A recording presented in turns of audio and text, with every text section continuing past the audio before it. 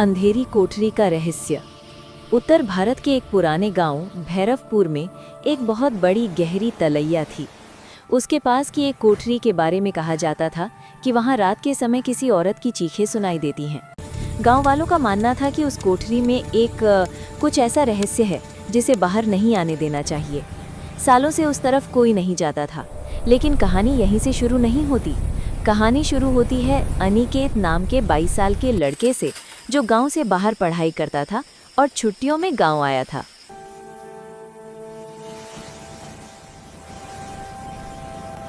अनिकेत शाम के समय अपने घर के बाहर बैठा था। दूर से उसे लगा कि तलैया के पास कोई चल रहा है। उसने ध्यान से देखा। एक औरत सफेद साड़ी में तलैया के किनारे खड़ी थी। अगले ही पल वो गायब। अनिकेत ने सोचा शायद आंखों का भ्रम होगा, लेकिन रात को कमरे में जाते समय उसने देखा खिड़की के बाहर वही औरत धीरे धीरे चलते हुए दिखाई दे रही थी। उसकी चाल सामान्य नहीं थी। ऐसा लग रहा था जैसे उसका पैर जमीन को छू ही नहीं रहा। अनिकेत डर गया, खिड़की बंद कर ली और कंबल ओढ़कर सोने की कोशिश करने लगा। और तभी थप थप थप खिड़की पर किसी ने जोर जोर से खटखटाना शुरू कर दिया। अनिकेत ने हिम्मत कर खिड़की से झांका। बाहर कोई नहीं था, लेकिन दूर से तलैया की तरफ से एक बहुत धीमी दर्द भरी आवाज आई, मुझे बचाओ। अगली ही सुबह अनिकेत ने अपने दादाजी से ये सब बताया। दादा धीमे से बोले, तलैया और कोठरी के पास कभी मत जाना। वहां एक श्राप है, औरत नहीं, एक आत्मा भटक रही है। लेकिन अनिकेत तर्क करता है, सवाल पूछता है। दादा सख्त लहजे में कहते हैं, कुछ राज छेड़ना ठीक नहीं।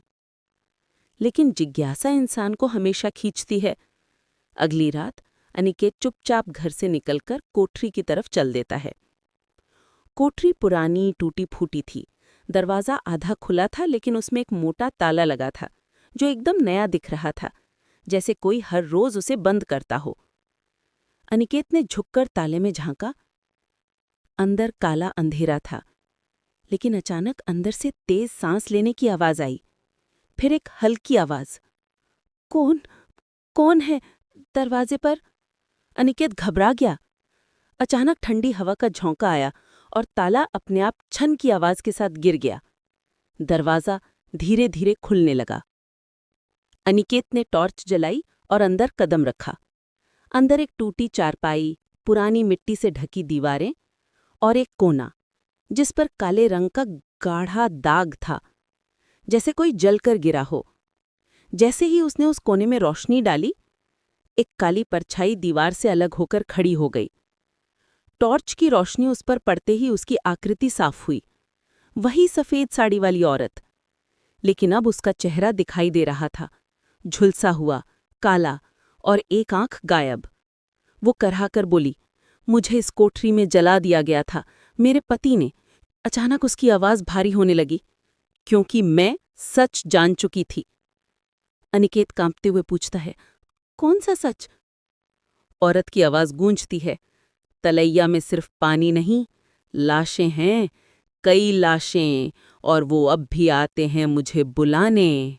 अचानक कोठरी के अंदर अंधेरा घूमने लगा। दीवारों पर हाथों की छाप उभरने लगी, जैसे सैकड़ों लोग दीवारों से बाहर आने की कोशिश कर रहे हों। औरत चिल्लाई, भागो, वरना तुम भी इन्हीं में शामिल हो जाओगे। अनिकेत बाहर की तरफ दौड़ा, लेकिन जैसे ही वो कोठरी से बाहर निकला, बाहर पूरा जंगल बदल चुका था।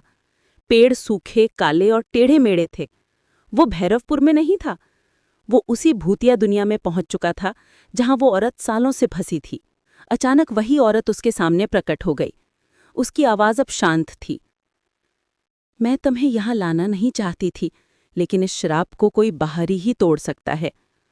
अनिकेत हैरान, मैं? कैसे? औरत ने तलैया की ओर इशारा किया। तलैया अब खून से भरी दिखाई दे रही थी, जिसमें सैकड़ों चेहरे डूबते उतरते दिख रहे थे।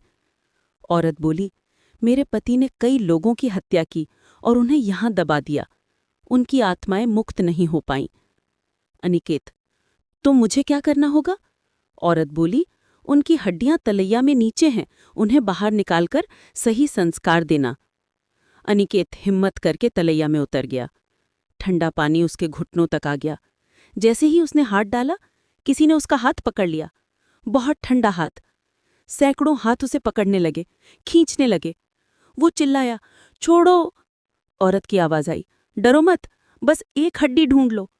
अनिकेत ने पूरी ताकत से हाथ घुमाया और तलैया के तल में से हड्डियों का एक छोटा सा टुकड़ा पकड़ लिया।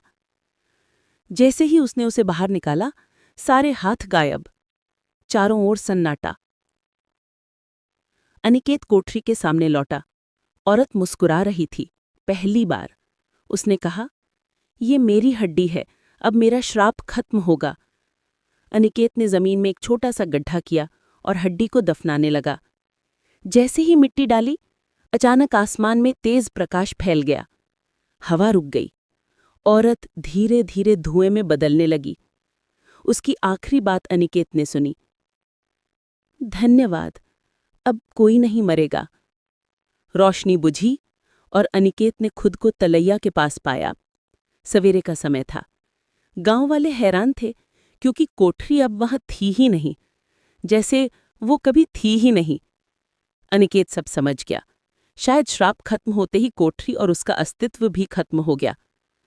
लेकिन जब वो रात को सोने लगा, उसे लगा किसी ने धीरे से फुसफुसाया, धन्यवाद।